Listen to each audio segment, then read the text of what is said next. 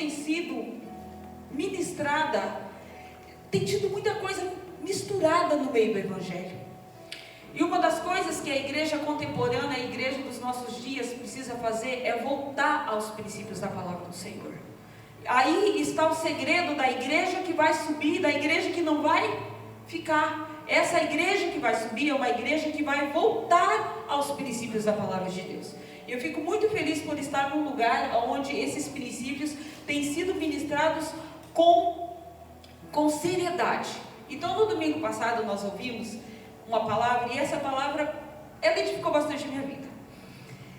E teve uma pergunta que foi feita na mensagem do domingo passado, uma pergunta que foi repetida várias vezes, que é uma pergunta que foi feita assim: e agora?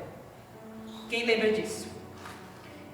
Eu tenho meu é agora. Aliás, apareceram vários na hora que eu estava sentado ali, e para cada um deles eu falava: Senhor, e agora? Isso aqui, e agora? Isso aqui, e agora? Isso aqui. E uma das coisas que a gente precisa aprender é que a palavra que nós ouvimos no domingo é uma palavra, um alimento para os nossos dias. Nós vamos ter que pegar essa palavra e lembrar dessa palavra e aplicar a palavra de Deus durante a semana no nosso dia a dia. O que significa aplicar? Por exemplo, vamos dar um exemplo, tá, gente? Nós tivemos a vacinação aí, não tivemos? Adiantava a gente falar assim: eu estou imunizado e não tomar a vacina? Não, eu tenho que olhar. Quando a gente chegou lá para tomar vacina, né, o pessoal pegava lá, mostrava a agulha. Na hora da agulha eu virava o rosto porque eu não gosto. Mas na hora que mostrava o frasquinho: olha, essa vacina, ai que bonitinho. E se eu não aplicasse aquilo no meu braço e só olhasse tudo aquilo e fosse embora, eu estava imunizada? Não, aquilo teve que entrar naquela seringuinha, pegar aquela agulha deliciosa que eu também detesto, colocar no meu braço e aquele líquido entrar no meu corpo. Então a palavra de Deus, ela precisa entrar no nosso coração, para que ela possa influenciar os nossos dias. E o nosso dia a dia, quando a gente lembrar, quando a gente passar por alguma situação, a gente deve lembrar: nossa, mas Deus falou comigo. Aliás, a palavra de Deus não pode ser algo que nós praticamos e ouvimos apenas no domingo. Nós temos que ter um relacionamento com a palavra de Deus no nosso dia a dia. E pensando nessa pergunta, é agora, eu fiquei essa semana inteira meditando nessa palavra e mais algumas coisas. E hoje de manhã eu acordei, e aí quando eu fui fazer uma pergunta para o meu marido, ele falou uma coisa, eu falei: pronto, é isso aí que Deus quer que eu ministre, agora eu já sei. Porque uma coisa que nós que ministramos a palavra, nós temos uma responsabilidade, é não falarmos aquilo que nós achamos que devemos falar. Nós temos que falar aquilo que o Espírito Santo quer que nós falemos. Então eu creio que certamente Deus ainda quer que a gente reflita um pouco mais sobre esse e agora. Fala comigo: e agora? Fala para a pessoa do teu lado: e agora? Você já parou para pensar? Quem pensou nisso essa semana? Eu pensei bastante. E eu creio que Deus tem uma resposta sobre o seu e agora nessa noite. Eu creio que Deus vai revelar a nós, assim como Ele revelou a mim, dentro de uma situação que eu estou vivendo, o que fazer. Então eu queria convidar você a abrir sua Bíblia em Filipenses capítulo 3. Nós vamos ler a partir do versículo... Nós vamos ler lá a partir do versículo 1, irmãos. Não vamos ter pressa não, vamos nos alimentar desta palavra, amém? Todos acharam? Diz assim, aqui nós vamos ler um texto de um grande homem de Deus chamado apóstolo Paulo. Aliás, para quem gosta de passar fim de semana na Netflix, assista um filme sobre o apóstolo Paulo. Eu não indico tudo que tem na Netflix não, tá, irmãos? Mas este filme é um filme que eu assisti, é bastante coerente e fala um pouco sobre a vida deste grande homem chamado Paulo, o apóstolo, né? A exortação referente à alegria cristã. Quanto ao mais, irmãos meus, alegrai-vos no Senhor. A mim não me desgosta e é segurança para vós outros que eu escreva as mesmas coisas. Então, Paulo aqui vai começar a dar uma orientação para a igreja dos Filipenses. Aí ele começa assim: o aviso contra os falsos mestres. Aqui não vai ser o foco da nossa mensagem, mas nós vamos ler para pegar o contexto, porque lá estava acontecendo algumas coisas, mas que também já sirve de conselho para nós. Acautelai-vos dos cães, acautelai-vos dos maus obreiros, acautelai-vos da falsa circuncisão, porque nós é que somos a circuncisão, nós que adoramos a Deus no Espírito e nos gloriamos em Cristo Jesus, não confiamos na carne. O que acontecia, irmãos? Na dispensação da lei, era lei a circuncisão.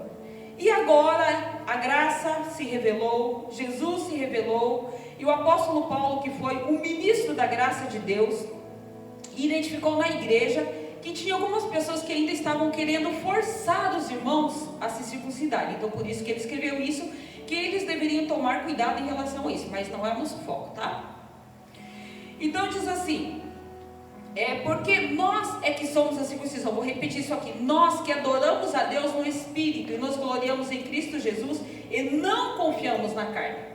Bem, aí Paulo dá um conselho, aí ele vai falar dele. Bem, eu poderia confiar também na carne. Se qualquer outro pensa que pode confiar na carne, eu ainda mais. Porque agora Paulo está falando assim, já que vocês estão falando que se pode confiar na carne, então eu vou falar como eu poderia confiar na minha carne. Olha o que ele fala, quem era o apóstolo Paulo. Primeiro, circuncidado ao 8º dia. Ele cumpriu a lei e ele foi circuncidado ao 8º dia. Da linhagem de quem? De Israel. Ele tinha sangue puro, ele tinha como, eu não gosto muito de usar esse termo, ele tinha pedigree, como alguns dizem. Era um homem de sangue puro, não havia mistura. Da tribo de Benjamim, hebreu de hebreus. Quanto à lei, fariseu. O cara tinha um currículo invejável e um currículo impecável. Quanto ao zelo, o que ele era? Perseguidor da igreja. Paulo, quando perseguia a igreja, irmãos, é importante nós entendermos que ele achava que estava fazendo bem. Ele achava que estava fazendo a coisa certa, segundo esse currículo que ele apresentou aqui anteriormente. Então ele achava que estava fazendo a coisa certa. Quanto à justiça que há na lei, ele era o quê? Irrepreensível, ou seja, ele cumpria a lei em fidelidade. Não tinha essa coisa de guardar a lei e tropeçar. Não, ele era um cara irrepreensível, é isso que ele está falando. Agora olha só o que ele faz. Então assim, ele apresentou todo o currículo dele, ele falou, em outras palavras, o que ele estava querendo dizer assim, se tem alguém que é o cara, esse cara sou eu. Não lembre de nenhuma música, tá, gente? Esse cara, ele está falando, se tem alguém que é o cara que pode se gloriar de alguma coisa, eu posso. Porque olha o meu currículo, mas olha o que ele fala. Mas, o que para mim era lucro, isto considerei perda por causa de quem? De Cristo. Sim, deveras considero tudo como perda por causa da sublimidade do conhecimento de Cristo Jesus, meu Senhor, por amor do qual perdi todas as coisas e as considero como refúgio para ganhar o quê? Então Paulo está falando assim, está vendo tudo isso que eu sou? Eu sou um cara, mas é o seguinte, abri mão de tudo, porque reconheço que há algo em Deus e eu preciso conhecer a Deus, eu preciso conhecer a Cristo, há uma revelação maior, então eu deixo tudo isso para trás, porque há algo que Deus tem para mim, e esse algo se chama Jesus Cristo. E ele continua. Onde nós paramos? 9, né? Então, para ganhar a Cristo e o que mais? E ser achado aonde, gente? Achado em Cristo, não tendo justiça própria, que procede da lei, senão a que é mediante a quê? Então ele falou assim, eu estou abrindo mão de tudo, porque agora eu não sou mais justificado pela lei, agora a minha justiça é mediante a minha fé em Cristo Jesus. A justiça que... Isso. Olha aqui, versículo 10. Para o conhecer e o poder da sua ressurreição e a comunhão dos seus sofrimentos, conformando-me com ele na sua morte, para de algum modo algum alcançar a ressurreição dentre os mortos. Agora presta atenção, ele falou tudo isso, agora a mensagem começa aqui, tá? Não, então ele está falando assim, há uma vida que eu preciso alcançar em Cristo. Eu abandonei tudo, eu deixei tudo, há um alvo que eu preciso alcançar em Cristo. Olha o que ele fala. Não que eu já tenha recebido ou já tenha obtido a perfeição, mas prossigo para conquistar aquilo para o que também foi conquistado por Cristo Jesus. Irmãos, quanto a mim, Não julgo havê-lo alcançado, mas uma coisa eu faço. E aqui está o tema da mensagem, tá? Uma coisa eu faço, esquecendo-me das coisas que para trás ficam e avançando para o alvo que diante de mim estão, prossigo, mais uma vez essa palavra, para o alvo, para o prêmio da soberana vocação de Deus em Cristo Jesus. Aí, então o que ele está falando? Eu não alcancei, mas tem um alvo, e o que eu vou fazer? Eu vou prosseguir. Então, qual que foi a pergunta da semana passada? E o que Deus está falando? Prossiga. E aí nós vamos ver o que é que muitas vezes está, porque a bênção de Deus, a bênção que Deus tem para fazer na nossa vida, irmãos, é interessante, não está no que passou, mas está no que está por vir. As coisas que Deus tem para fazer na nossa vida estão lá na frente, não estão lá atrás. E olha que Paulo abriu mão de grandes coisas aqui. Agora, volta comigo mais um pouquinho aí. Em Números capítulo 11, nós vamos ver um episódio aí interessante. Olha só, Deus escolhe um povo, como a gente já falou aqui, para através desse povo trazer o Messias, Cristo. Deus separa esse povo para ele. Esse povo é levado escravo para o Egito, fica um longo período no Egito, e agora este povo precisa sair do Egito. Eles clamam a Deus porque a angústia estava demais, o sofrimento estava demais. Deus ouve o clamor do povo, levanta um homem chamado Moisés, através do qual Deus iria guiá-los até a terra prometida. Porque Deus tem um cronograma, Deus tem uma ordem, e nesse cronograma de Deus, tudo que Deus fez através da história desse povo tinha um alvo, que desse povo viria Cristo. Então Deus levanta Moisés, e Deus então agora começa a agir através da vida de Moisés, e Deus começa agora a fazer grandes milagres através da vida de Moisés, porque aquele povo precisava ver o poder de Deus se revelando de forma palpável, para que eles pudessem crer e seguir o líder, o qual os levaria até a terra prometida. E quando Deus levanta Moisés, já começa uma guerra. Porque, irmãos, uma coisa é verdade: quando nós estamos num lugar conformados, não tem guerra. Decide sair do teu lugar para você ver. Decide andar. Aí você vai enfrentar a oposição. Mas Deus está falando que é para nós prosseguirmos, não é para nós olharmos para trás. Então começa uma grande guerra. Por quê? Porque Faraó, que é um símbolo do diabo, não quer liberar o povo para ir adorar a Deus na terra prometida. E aí começa-se então, ao mesmo tempo que se levanta uma guerra, começa então Deus a revelar o poder dele através de grandes milagres, para que o povo saísse de lá.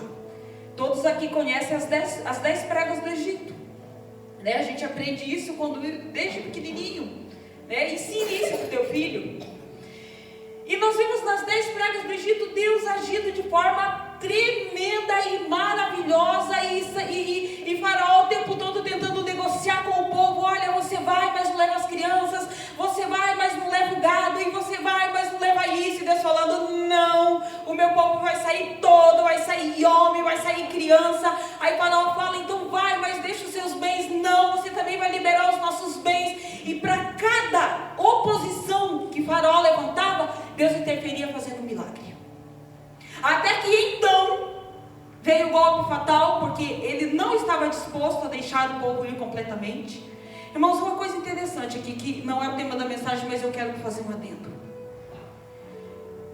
Deus poderia ter deixado ir só os homens, Deus poderia ter deixado ir só uma parte, mas Deus queria que o povo saísse: o marido, a mulher, os filhos e as finanças, tudo que eles tinham conquistado, tudo que era deles, Deus queria que o povo levasse. O que Deus tem para fazer na tua vida é para você, é para sua esposa, é para seus filhos, é para a tua casa. E uma das coisas que eu gosto muito é que chegou um determinado momento, Moisés virou para Faraó e falou assim para ele: aqui nenhuma unha vai ficar daquilo que é nosso. Irmãos, Deus não quer da nossa vida que nós tenhamos sequer uma unha de contato com o inferno. Porque tudo aquilo que é nosso, Deus quer entregar na nossa mão. Nós não devemos aceitar nada. Quando nós identificamos uma ação do inferno em qualquer situação, nós devemos nos levantar em oposição e falar: Satanás, nenhuma unha tua vai ficar. Eu lembro que há muitos anos atrás, quando eu ministrei isso, um homem que estava na igreja, ele fumava. E ele não conseguia parar. Naquela noite que nós ministramos isso, aquele homem se levantou e falou: Satanás, nenhuma unha tua vai ficar na minha vida. Eu não aceito sequer desse vício. Eu estou liberto. E ele parou de fumar. Então assim, não quer, Deus não quer. Mas enfim, o povo veio o golpe fatal. O faraó não quer soltar. Deus então entra na casa de Faraó. Foi aquele episódio em que os hebreus deveriam colocar o sangue nos umbrais das portas, e o anjo da morte passa. E aonde estava o sangue do cordeiro, que hoje para nós simboliza o sangue de Cristo, não houve morte, mas veio o golpe fatal. O filho de Faraó foi morto e ele foi obrigado a liberar o povo de Deus. E esse povo que vê esses grandes milagres acontecendo, então sai. E logo que sai, porque o inimigo ele não quer nos perder. Logo que esse povo sai, esse povo começa a andar, o que tem na frente, gente? O Mar Vermelho. Aí pensa só, eu fico pensando, pensa você aí, se fosse você que estivesse lá. Na frente, o mar, atrás, Faraó, acho que tem até uma música, né, que canta isso. E aí você fala, aí eu acredito que foi feita aquela pergunta da mensagem do domingo passado: e agora? E não é agora daquele povo. Mais uma vez Deus se manifesta. Moisés clama a Deus, e mais uma vez Deus se manifesta e falou: Moisés, meu filho, qual é que é? Não é para você ficar falando não, meu amigo. Bota o pé aí no mar, vai, é para marchar, não é para parar não. Porque o que Deus estava falando assim: eu não tirei vocês lá do Egito para morrer no meio do mar. Então para de pensar que aí é o fim da jornada. O fim da jornada é a terra prometida, é para lá que eu quero levar vocês. A história de vocês não acaba sendo submergidos e mortos, afogados dentro do mar. Eu tenho um propósito. Mas é interessante, irmãos, como nós nos esquecemos dos propósitos de Deus quando aparecem os desafios na nossa vida. Deus faz a promessa, Deus começa a agir, Deus começa a trabalhar, e então começa a se levantar a oposição, e aí a gente parece que esquece de tudo, né? A gente fica tão apegado no que está acontecendo e a gente esquece de olhar para frente. Então Deus milagrosamente mais uma vez interfere, e aquele povo passa. E quando aquele povo passa, a jornada acabou? Não acabou. E chegou um determinado momento nessa jornada que o povo já estava andando alguns dias. E como que é que esse povo era alimentado? Primeiro, Deus colocou uma coluna de fogo durante a noite e uma nuvem durante o dia, que simbolizava a presença de Deus. Quando a nuvem se movia, o povo se movia. Quando a coluna se movia, o povo se movia. Quando tudo parava, o povo parava. Vou fazer mais um adendo aqui para te dar uma dica. Querido, você quer uma resposta de Deus? Não se mova antes de Deus se mover. Não vai na frente. Deixa Deus ir primeiro. Deixa Deus ir primeiro. E aí Deus se manifestando dessa maneira, para a proteção deles, presença de Deus. Deus também se preocupa com as necessidades físicas daquele povo. Salmo 103 diz que Deus, ele se lembra que nós somos pó e sabe das nossas necessidades. E então Deus envia o quê? O maná, para sustentar o povo, porque o povo não podia morrer de fome. Então Deus, o pão descia para aquele povo, e aquele povo era alimentado para que não morresse. E então, irmãos, é aí que começa o problema. O povo tinha bênção de Deus? Tinha. Deus estava com eles? Estava. Deus sustentava? Sustentava. Mas a Bíblia diz que o povo de Israel era um povo obstinado, um povo teimoso. E é muito fácil a gente identificar isso quando a gente vai lendo a Bíblia. E aí aqui no versículo 11, de Números, capítulo 11, acontece um episódio, que diz assim: queixou-se o povo de sua sorte aos ouvidos do Senhor. Ouvindo o Senhor, acendeu-lhe a ira, e o fogo do Senhor ardeu entre eles e consumiu as extremidades do arraial. Então assim, a ira de Deus se manifestou, porque o povo já estava entrando por esse caminho da murmuração e da reclamação. Mas continua. Então o povo clamou a Moisés, e orando este ao Senhor, o fogo se apagou. Então o que o povo fez? Quando percebeu que Deus estava irado, falou: Moisés, intercede por nós. Mais um adendo. Irmãos, o povo não podia orar a Deus? Podia ou não podia? Podia. Eles optaram por orar a Deus através de Moisés. A Bíblia diz que quando Jesus morreu, o véu do templo foi rasgado de cima a baixo. O acesso está livre para todos. Então nós podemos ir a Deus em oração em qualquer momento, em qualquer hora e em qualquer lugar. Mas o povo foi até Moisés. Moisés estava ali numa missão de levar o povo. O que Moisés faz? Ele ora. E quando ele orou, o que aconteceu? O fogo se apagou. Pelo que chamou aquele lugar Taberá, porque o fogo do Senhor se acendeu entre eles. Presta atenção nesse versículo 4. E o populacho que estava no meio deles veio a ter grande desejo das comidas dos egípcios, pelo que os filhos de Israel tornaram a chorar e também disseram. Eu vou continuar, mas eu tenho que parar aqui. Tem uma versão da Bíblia que fala assim: e a mistura de gente. Então, quando o povo saiu lá do Egito, não saiu só hebreu, saiu um povo também que não era o povo hebreu. E quem é que começa a reclamar? Nesse caso aqui, aquele povo que estava com eles. Que hoje é um símbolo da igreja misturada com o mundo. É um símbolo, nós estamos no mundo, nós vivemos aqui, mas nós não somos daqui. Nós fomos chamados para influenciar e não ser influenciados. E aqui quem é que estava influenciando, gente? Não era o povo de Deus, e não era Deus. Então olha o que fala, eu vou repetir. E o populacho que estava no meio deles veio a ter grande desejo das comidas dos egípcios, pelo que os filhos de Israel tornaram a chorar e também disseram: quem é que vai nos dar carne a comer? Gente, é o e agora que apareceu aqui agora. Aí agora, peraí, para tudo. Quem é que tirou o povo do Egito através de uma mão milagrosa? Deus. Quem é que fez o povo atravessar o Mar Vermelho? Deus. Será que Deus não poderia dar comida para esse povo? Será que Deus não tinha poder para alimentar e sustentar esse povo? Continuemos. Olha isso aqui. Lembramos-nos dos peixes que no Egito comíamos de graça, dos pepinos, dos melões, dos alhos. Seca-se a nossa alma e nenhuma coisa vemos senão este maná. Gente, vamos interpretar isso aqui? O povo começou a murmurar, se lamentar. O povo estava passando fome?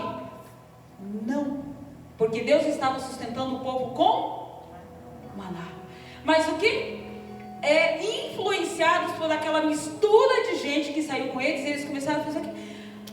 E aí começaram a lembrar do que, gente? De quando estava lá no Egito. Agora eu faço uma pergunta para vocês: era de graça que eles comiam lá? Não. Eles eram escravos e agora eles estavam livres, sendo sustentados por Deus. Então imagina como isso soou no ouvido do Senhor. Então, lembrando-se do peixe, ai que saudade de quando eu estava no Egito. O Egito, irmãos, é um símbolo do mundo. Faraó, um símbolo do diabo. Os hebreus saindo dali, um símbolo da igreja, né? De nós que somos salvos, lavados e remidos. E aí chama o maná de este maná, tipo desprezando que saudade de tudo aquilo, agora a gente está comendo isso. Você já foi dar alguma coisa?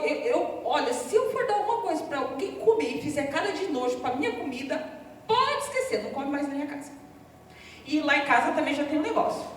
Já é orientado os filhos. Quando tiver alguma coisa para comer, senta. E se não gostou, não vem entortar a boca, não fazer nojo para a comida, porque isso é uma coisa que eu aprendi desde criança, que você tem que ter respeito pela comida que é colocada na mesa. E Deus sustentando esse povo, o que esse povo faz? É mais ou menos isso, né? Que saudade de tudo que a gente tinha lá. Agora, esse maná, por que esse maná? Porque o maná Deus mandava todo dia, o povo estava farto, o povo estava cansado do maná. E aí, era um maná como semente de coentro, e sua aparência semelhante à de bedélio. Espalhava-se o povo e o colhia, e em moinhos, ou moía num grau, e pisava em panelas e cozia, e deles fazia o quê? Bolos, fazia bolos. O seu sabor era como de bolos amassados com azeite. Quando de noite descia o orvalho sobre Israel, sobre este caiu o maná. Ou seja, todo dia tinha comida para o povo. O povo não estava passando fome, mas o povo estava com saudade do Egito. E aí uma coisa interessante, irmãos. Eu vou pedir para a Melina colocar, eu não sei se a Melina está ali, mas quem aqui é nostálgico? Eu era até ontem à noite. A partir de hoje, quando Deus falou isso comigo, eu não quero mais isso para a minha vida, não. Porque ontem ainda eu estava conversando, eu e a Jean estávamos conversando, e eu falava assim, que saudade da minha infância. Que saudade quando eu fazia isso. E que saudade quando eu fazia aquilo. E você lembra não sei do que, Jean. E você não sei do que, Jean. E eu fui descobrir, irmãos, que nostalgia não é uma coisa positiva. Olha que coisa interessante, olha o que significa nostalgia. Tristeza, melancolia, saudade. Essa palavra banzo, eu não vou nem querer falar ela. Vazio. E ontem, quando eu estava lembrando dessas coisas, parecia que tinha um vazio dentro de mim, quando a gente começou a falar dessas coisas, mas vocês já vão entender. Uma depressão, um desalento, um desconsolo. Aquela palavra eu também não quero falar porque eu não gostei dela. Um entristecimento, uma tristura, um pesar. Ou seja, um exemplo. Sentia uma certa nostalgia sempre que relembrava da sua infância. Agora, eu achei muito legal o que é contrário à nostalgia. Olha aqui. Alegria, contentamento e... Pode tirar, porque eu não quero que vocês fiquem focados ali. Você já parou para pensar que Deus, Ele quer que nós paremos de viver de nostalgia? Você já parou para pensar que Deus tem grandes coisas para fazer na nossa vida e nós não podemos ficar se focando no que passou? Nem aquilo que foi bom demais na nossa vida, Deus quer que a gente fique se focando. Porque tem gente que vive de passado, vive de bênçãos que desfrutou há 30 anos atrás, querido. Deus não quer só te libertar da mão do faraó. Deus não quer só que você atravesse o mar vermelho. Deus quer que você viva a promessa. Então há situações que a gente vive. Eu conheci um senhor que era muito engraçado. Se eu fosse 3 vezes na casa dele, durante a semana ele contava 3 vezes a mesma história. Ele falava do mesmo trabalho. Ele falava da mesma situação. Então ele tinha uma nostalgia tão grande, e às vezes, e no caso dele eu até entendo, porque é um senhor já bem de idade, embora, irmãos, eu estou com 46 anos, e eu não quero viver nostalgia não, eu quero ser como Caleb, que entrou na terra com 86 anos de idade e ainda produzia frutos para o Senhor. Então assim, essa nostalgia, essa coisa que às vezes nós ficamos olhando para trás. Nossa, normalmente assim, a gente olha, nossa, como era bom, mas, poxa, eu poderia ter feito isso, eu poderia ter feito aquilo, eu poderia não sei o que. Não, nós não temos mais que ficar olhando para trás, porque o teu é agora, que você falou para Deus, Deus está falando assim, prossiga. Algo maior, algo melhor na frente. Os erros que eu cometi, e como era bom naquele tempo, sabe, tudo isso, está na hora de pegar tudo isso, fazer um saco, colocar tudo, jogar fora e prosseguir, porque há coisas maiores que Deus tem preparado para a nossa vida. Eu me lembro que uma vez eu tive um sonho, e eu entendi esse sonho hoje, de manhã. Eu tive esse sonho há mais ou menos uns 15 anos atrás. Eu sonhei que tinha uma página na internet com o meu nome. E nessa página da internet havia a história da minha vida. Estava com o meu nome lá, Cláudia Silva. Porque o meu nome é Cláudia Baracá, mas o meu nome é Cláudia Silva. Depois eu conto Baracá. a família Baracá, que aqui a Jaque já fala, os Baracá vem aqui, é eles que eu acho comprar coxinha, a gente arremata quase tudo lá. Então, se você quer comer coxinha, vocês vão na nossa frente, que a família é grande e come bastante. E nesse sonho eu vi essa página com o meu nome. E lá eu começava a rodar e tinha muita coisa escrita a meu respeito. E eu via uma menininha, pequenininha, porque eu sempre fui muito pequenininha e não deixei de ser pequenininha. E depois começa a encolher, viu, irmãs, que são baixinhas? A boa notícia é que nós vamos encolher e perder alguns centímetros, viu? E eu vivia naquela página muito pequenininha. E eu tinha em torno de 5 anos, cabelinho preso, amarradinho. E do sonho eu comecei a ficar muito sufocada, eu comecei a me sentir muito sufocada, e eu acordei com falta de ar. Eu acordei muito agoniada, eu acordei com muita falta de ar. Eu falei, meu Deus, o que é isso? Eu lembro que foi bem na época do meu aniversário. Eu falei, meu Deus, o que está acontecendo aqui dentro do meu coração? E quando eu lembrava daquela menina, eu sentia algo sufocando dentro de mim. Eu sentia alguma coisa muito ruim dentro do meu coração e sentia um sufoco.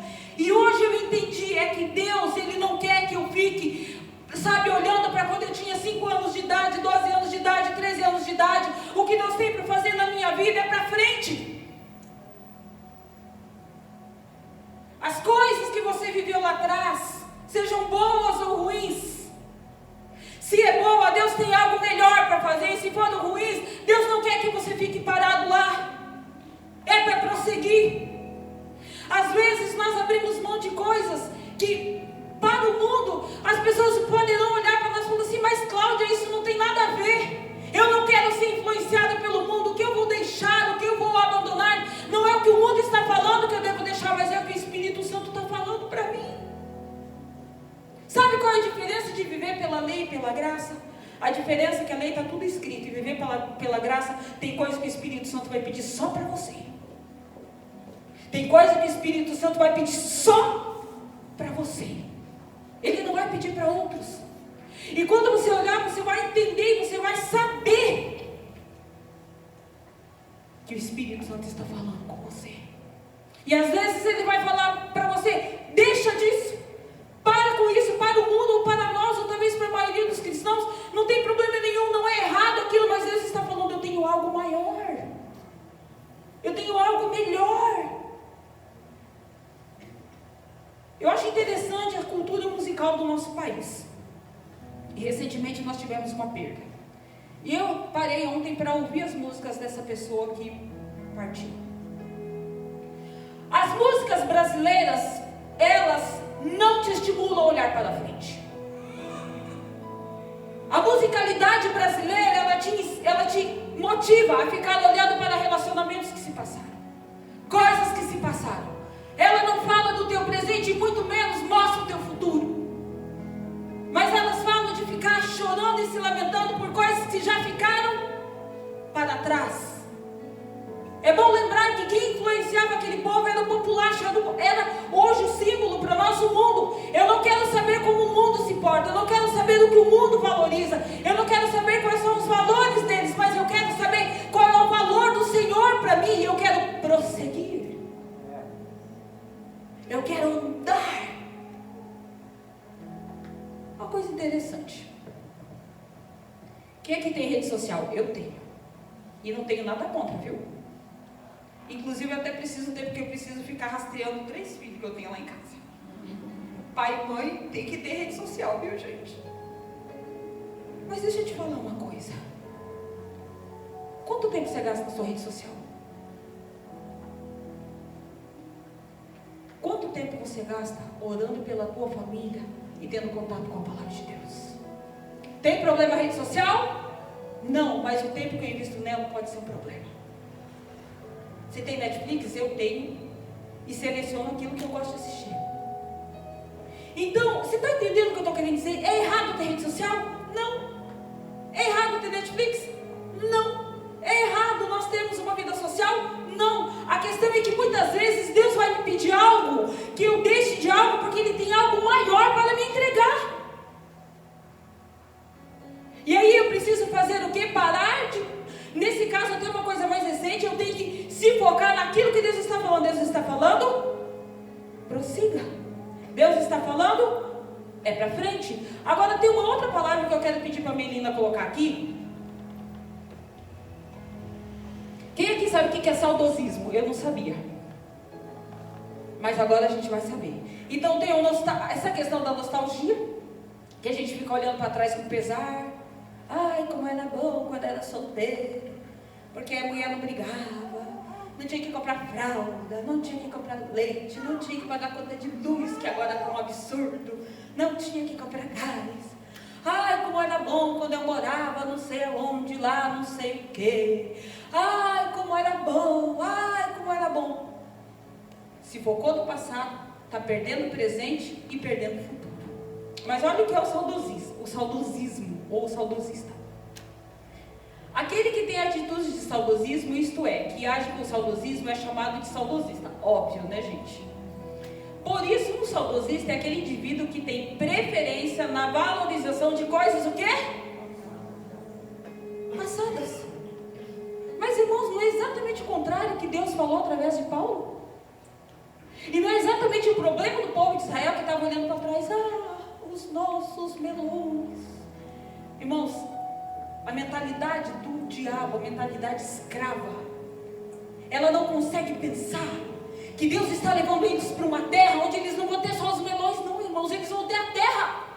O que eles plantarem lá, eles vão colher, eles vão ser donos de terra, mas eles querem só desfrutar daquele fruto pequeno. Eles não conseguem olhar o tamanho da bênção que Deus tem para a vida deles. Então, olha lá, em diversos contextos, de modo que deixem de perceber, presta atenção, eu vou voltar. Vamos ler junto? Para gravar? Por isso, eu falo e vocês repetem, tá? Por isso, um saudosista é aquele indivíduo que tem preferência na valorização de coisas passadas, em diversos contextos, de modo, presta atenção aqui, que deixa de perceber significados novos que surgem, tanto em sua sociedade, como no mundo geral. Então você fica olhando para trás o tempo todo. O bonde passa. O bonde passa. Porque o que Deus tem para nós é para frente, não é para trás. Quando eu li isso, eu falei, meu Deus do céu, como eu preciso ser liberta. Como eu preciso olhar, aprender a se focar para frente, não ficar olhando para o passado, vivendo as coisas que se passaram. Ô amigo, amado, quanto tempo faz que você conta a mesma bênção? Quanto tempo? Hein? Deus colocou uma bênção na tua vida num tempo que é para você se alegrar, que é para você contar, mas é para você buscar outras experiências com Deus. Ai, como era bom quando eu me converti, que eu estava no primeiro amor, que eu orava, que eu cantava e que eu jejuava. Ai, como era bom, amado. Deus tem mais. Deus tem mais. Deus tem mais. A fonte de Deus, ela não seca, é incessante. E nós precisamos acessar essas coisas. Quem aqui se identificou com alguma coisa da nostalgia, do saudosismo? Eu falei, meu Deus, eu preciso nascer de novo. Sabe quando Jesus teve encontro com Nicodemos e Jesus falou assim, Nicodemos, você precisa nascer de novo. A sensação que eu tenho é que eu tenho que nascer de novo. Porque, meu Deus, como Deus tem coisas grandes para fazer na nossa vida. E nós temos que parar de ficar de olho nos melões e nas cebolas e não sei o que ficou lá para trás. Não! É para frente. Há um tempo atrás eu conversei com uma pessoa da minha família e hoje ela tem minha idade. E hoje não, ela já tinha minha idade. E na época ela tinha passado por uma situação bastante trágica. ela estava noiva e o noivo dela foi assaltado e acabou sendo assassinado. E depois disso, ela se prendeu tanto nesse fato, se prendeu tanto, ela tentou suicídio algumas vezes e tudo mais. Porque ficou parada lá, olhando para trás. E eu falei para ela, olha, você tem que entender o seguinte, que enquanto você está parado olhando lá, o tempo está passando na sua frente e algumas coisas na sua vida você não vai poder recuperar mais. Então nós temos uma geração hoje que, influenciada por uma cultura, só olha para trás. E Deus está nos chamando para olhar para onde? Para frente. É para prosseguir ao alvo, a mais. Não se contente, não se conforme. Se tiver que chorar, como já ministramos aqui, se tiver que chorar, chora tudo, mas olha, se levanta, é para frente. Há uma promessa, há uma terra, há coisas grandes. Para de ficar se contentando com coisa pequena, para de ficar olhando para trás, para o tempo que você era escravo. Sabe, eu já ouvi crente falando assim, minha vida, quando eu não era crente era melhor, porque eu não passava por tribulação. Amado, você sabia que o morcego, quando ele vai sugar o sangue de um animal, ele solta uma enzima. E quando ele começa a sugar o sangue desse animal, esse animal, ao invés de sentir dor, ele está sentindo prazer e está morrendo. Este é o mundo. Este é o mundo. Ele nos anestesia. E se nós deixarmos, ele vai nos sugando e ele vai nos matando aos poucos. Eu não quero ser influenciado pela cultura atual, eu quero ser influenciado pelo céu, eu quero ser influenciado pela promessa, eu quero olhar para frente para o que Deus quer fazer da minha vida. Muitas vezes, amado, você não vai ficar dentro do quadrado, não. Você vai ter que sair fora do quadrado. Você vai ver o mundo à tua volta pensando de uma maneira, falando de Deus, e você vai ter que se posicionar. Porque você é alguém que não faz parte, você está indo para um lugar chamado céu. O ápice para o povo hebreu era o quê? A terra prometida. Qual que é o nosso ápice, irmãos? É o céu. Nós somos da eternidade, nós somos filhos da eternidade, é para lá. Então eu não quero ser influenciado pelo que o populacho, pelo que a mistura de gente está falando, não. Eu quero ter uma família segundo o padrão de Deus. Eu quero ter um relacionamento segundo o padrão de Deus. Eu quero ter minhas finanças segundo o padrão de Deus. Eu quero fazer as minhas coisas, ter minha vida segundo o padrão de Deus. Ah, mas isso é careta, isso é cafona, eu não quero saber, eu estou indo para o céu. Hoje nós temos uma cultura, eu também estava comentando isso, muito interessante, que é a cultura do revanchismo. Irmãos, me arrepia quando eu vejo isso. Sabe qual é a cultura do revanchismo? Paga na mesma moeda. Se falou, e interessante que tem pessoas que fazem isso em rede social. Sabe aquele joguinho das indiretas? Mandou uma indireta para mim, eu mando outra. Ah, isso aqui é para mim, então eu vou devolver outra. Irmãos, nós não somos influenciados pelo populacho. Nós temos a dura missão de oferecer a outra face. E não é algo tão fácil. Não é algo tão fácil. Mas o que Deus está falando, quando vocês estiverem no rumo à terra prometida, não entre na cultura. Há uma cultura, nós temos que viver pela cultura dos céus.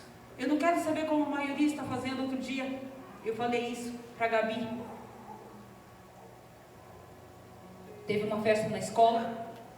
E ela foi. E eu chamei ela e falei, filha, você errou. Porque crente não comemora a festa de Halloween, gente. Não participa dessas coisas. Nós não somos populacho.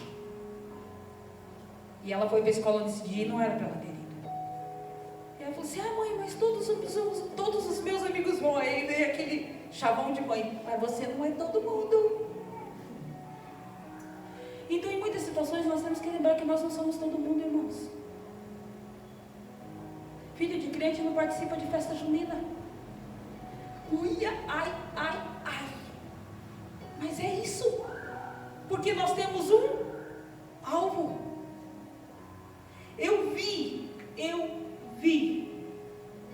Eu acompanhei acompanhei situação de crianças que foram participar de festa junina e ficaram endemoniadas. Eu participei da situação de ajudar essa pessoa. E esse povo estava sendo influenciado para pecar contra Deus, irmãos. E o que é pior, chegou um momento, um pouquinho para frente, quando a gente vai ler, é que a Bíblia diz que a ira de Deus foi tão grande, que desses que saíram, desses que passaram por ali, de 20 anos para cima, todos morreram no deserto, não entraram na terra prometida. Somente uma geração nova entrou na terra prometida. Irmãos, eu quero ser geração nova. Eu não quero ser influenciada por aquela mistura que está ali dentro, porque eu tenho algo, eu sei para onde estou indo. Eu não quero ser influenciada, eu não quero ficar no deserto. Agora eu te pergunto, quem é que tirou o povo? Deus, para onde que Deus queria levar o povo? Para a terra prometida. Deus planejou que o povo morresse no meio do deserto, irmãos. Chegou uma situação lá na frente, um pouco para frente, que os líderes mandam os espias irem espiar a terra. Deus falou que a terra era como? Boa. Então, quando esses espias foram lá, 2 vieram com um relatório fantástico. A terra é boa. Trouxeram um caixa de uva lá que, como disse o irmão Carlos semana passada, 2 homens para carregar. Hoje, de coisa linda, já pensou? Trouxeram um prognóstico porque já foram. Dentro do coração já havia uma verdade: a terra é boa.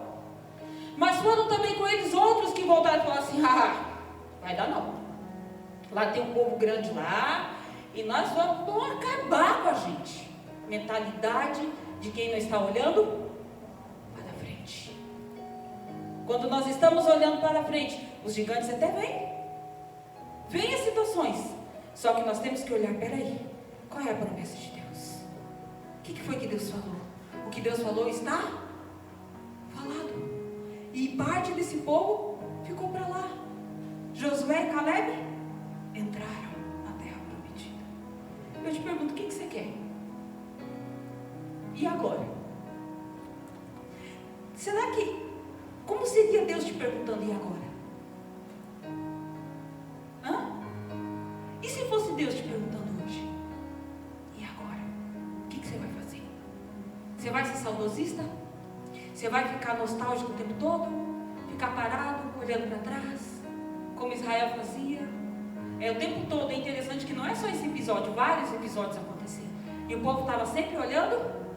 Aliás, a Bíblia tem um episódio muito interessante de uma mulher que olhou para trás e virou o quê? Eu não quero virar estátua de sal. Deus me livre. Acabou, era o fim da linha. E Deus estava trazendo um livramento. Então assim, e agora? Para um pouquinho, para e pensa, se Deus estivesse falando, e agora? Porque agora Deus está falando com você. E Ele está te perguntando, e agora que eu estou falando com você, o que é que você vai fazer? Você vai continuar parado, sentado, olhando para trás e falando das coisas que aconteceram, sejam boas ou ruins? Ou você vai se levantar e andar e olhar para frente, porque eu tenho algo para fazer na tua vida? O que você vai fazer? E agora? Qual vai ser tua reação? Qual vai ser tua escolha? Você vai ainda se deixar influenciar pelo populacho, pela mistura? Ou você vai decidir falar para o populacho, não! No Egito não era melhor não, lá nós éramos escravos, lá nós iríamos morrer. Há algo melhor aqui, o maná é melhor do que tudo que tinha no Egito. A terra é melhor do que ficou lá para trás. É interessante que quando nós chegamos nesse nível, nós começamos a desprezar as coisas que Deus está fazendo. Elas se tornam comuns no nosso dia a dia. Deus supre as nossas necessidades, Deus nos dá o fôlego de vida. Você deita e dorme o sono do justo. Deus nos veste, Deus nos livra, Deus está o tempo todo conosco. E nós temos, sabe o que dentro do nosso coração? Nós não percebemos. Em alguns casos nem sequer agradecemos. Estamos sendo influenciados pela cultura. Mas não é isso que Deus quer para nós. Eu quero te convidar a se colocar em pé comigo.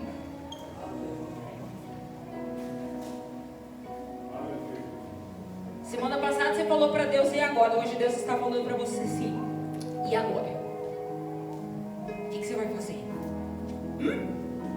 Qual vai ser a tua escolha e a tua decisão? Tem promessa? Tem. Eu tenho promessa. Você tem promessa?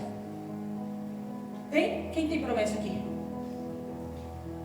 Primeiro, é uma grande promessa. Jesus vai vir buscar a sua igreja e nós estaremos com ele. Essa é uma grande promessa. Mas há promessas que Deus tem para cumprir aqui.